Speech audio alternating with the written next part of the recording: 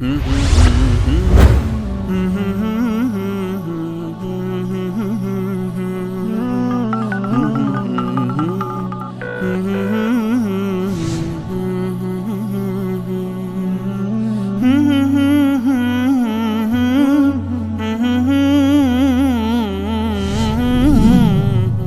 سلام، لطفا اسم من رو نبرید، ببخشید. من واقعا از شبکه شما راضی هستم و من را به دین خداپرستی و یکتاپرستی و درستی و راستی هدایت فرموده اید و من از شما تشکر میکنم، همچنین از خدای متعال که شما را پیش روی ما آورده و امیدوارم که تا همیشه زنده باشید.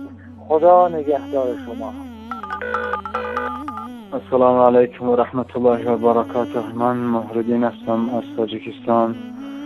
سلام و عرض بی پایان به همه کارگردان جهانی سال حق، شبکه جهانی سال حق. درود و سلام بر شما و خداوند نگهدار شما باشد و در حق مردم تاجیک دعاگوی باشد شما هم که خداوند چنان اهل علم چنان عالما را در وطن ما و در کشور ما بار خدایا تمام عالم های تاجیکستان را به در راه شر بگرداند تا که مردم را بر راه حق و بر راه بهدین صراط المستقیم دعوت بکنند و خوش بر حال چنین پدر و مادری که چنین فرزندها را تربیه و در جان اداوایه رسانیدند. خدا حافظ.